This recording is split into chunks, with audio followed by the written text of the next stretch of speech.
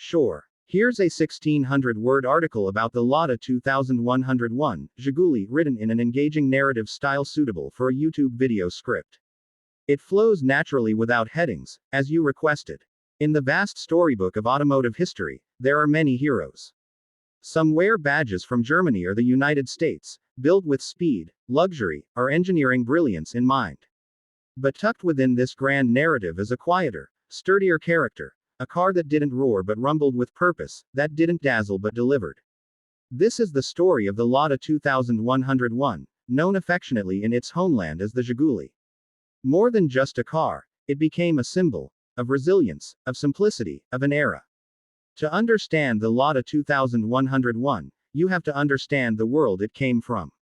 The Soviet Union in the 1960s was eager to showcase its progress, to give its citizens access to modern conveniences, and perhaps most critically, to compete with the West not just militarily, but culturally. One such battlefield, the automobile. For the average Soviet citizen, owning a car was a dream, and the state wanted to make that dream a reality. But designing and building a car from scratch to meet modern standards was not a simple task. That's where Fiat came in. In 1966, a deal was struck between the Soviet government and the Italian automaker Fiat.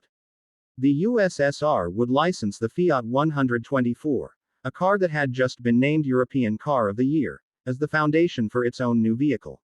But while the basic shape and mechanical design of the Fiat were kept, the engineers at AvtoVAZ, the newly formed Soviet car manufacturer, would end up making over 800 changes to it.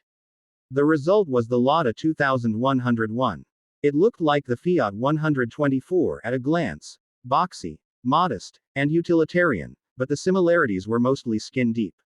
Soviet roads were unforgiving, with potholes that could swallow a tire and winters that could freeze steel. The 2101 was built to endure. It had a reinforced chassis, thicker steel, and increased ground clearance. The suspension was re-engineered to take the pounding of rugged terrain, and the brakes were swapped from discs at the rear to sturdy drum brakes, which could better handle the grime and dust of rural driving.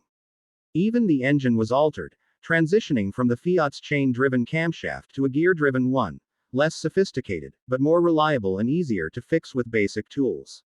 Released in 1970, the 2101 was an immediate success. For the average Soviet citizen, it represented something previously out of reach: independence, mobility, and pride. This wasn't a luxury vehicle. It wasn't flashy or fast. But it was dependable. It could start in -30 degrees Celsius with a crank, it could be repaired with a wrench and some wire, and it didn't mind if the road was more mud than asphalt. For families, it became part of everyday life. For the government, it became a showcase of Soviet engineering and self-sufficiency. And for the world, it became a curiosity, one that would soon become an export. In the West, the Lada 2101 was marketed simply as the Lada. In countries like the UK, Canada, and parts of Europe, it was sold as a cheap, reliable option, barebones, yes, but solid. It developed a cult following among those who appreciated its simplicity. And unlike other Soviet exports, the Lada actually managed to crack international markets in a meaningful way. It may not have been glamorous, but it was trustworthy. Like a mechanical mule, it just kept going. Back home, the 2101 was nicknamed the Kopeka, which means penny, both for its affordability and its status as the first of its kind.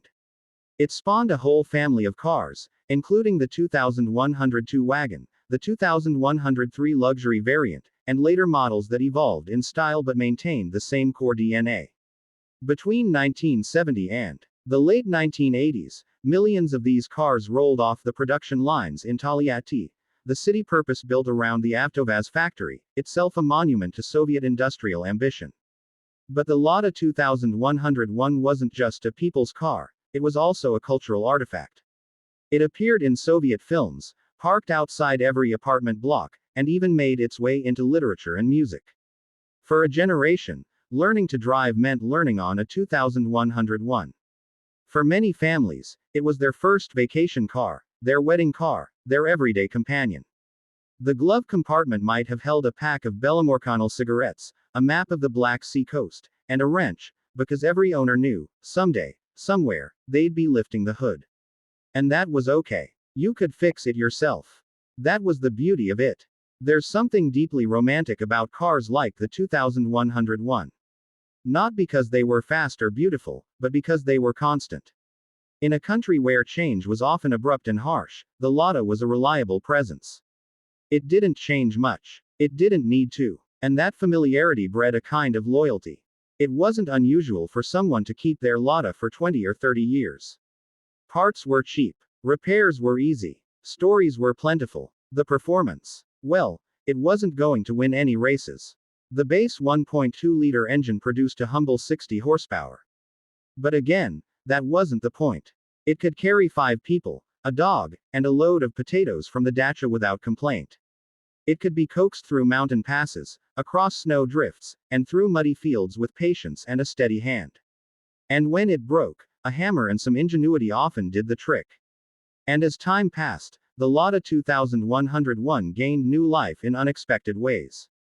In Eastern Europe, it became a favorite of rally enthusiasts and DIY tuners. In Cuba, where Soviet cars still roam, mechanics turned them into diesel-powered hybrids or even electric vehicles.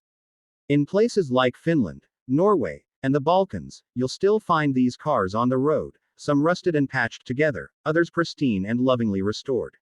They've become collector's items, not because of rarity or prestige, but because of what they represent. Nostalgia plays a powerful role here. For many, the Lada 2101 is a time machine. A reminder of childhood trips, of learning to drive with a parent or grandparent, of working late in a garage on a freezing night. For others, especially in the West, it's become a kind of ironic classic, a car so basic it's now exotic. You won't find touchscreens or airbags or electronic stability control here. What you will find is mechanical honesty. Every part has a purpose. Nothing is hidden. It's a car that invites you to understand it, to interact with it, to live with it. And today, in a world of digital dashboards, software updates, and cars that park themselves, the Lada 2101 feels almost rebellious. It reminds us of a time when machines were machines, when metal and rubber ruled the road, when driving was tactile, and when the bond between a driver and their vehicle was something personal, forged through experience, not algorithms. The Lada 2101 also helped define an aesthetic. Its boxy lines, round headlights, and chrome bumpers are now instantly recognizable. There's a humble elegance to its design, form truly followed function. It wasn't trying to impress, only to serve. And yet, in that utilitarianism, it found a kind of beauty. Designers today look back at cars like the 2101 for inspiration, marveling at their purity. Of course, no story is complete without acknowledging the downsides. The Lada was never safe by modern standards. Rust was a persistent enemy. Fit and finish could be inconsistent. And by the 1990s, the world had moved on. More advanced cars flooded the market, and the 2101's charm couldn't always keep up with competition from Japan, Germany, or even newer Russian models. Production eventually stopped, and the car quietly exited the stage. But its legacy, that lives on. In garages, in car clubs, in memories. In photos of Soviet cities with rows of Ladas lining the streets. In movies where it roars onto screen with all the power of nostalgia. And in every conversation where someone says, "We had one of those." The Lada 2101 wasn't perfect.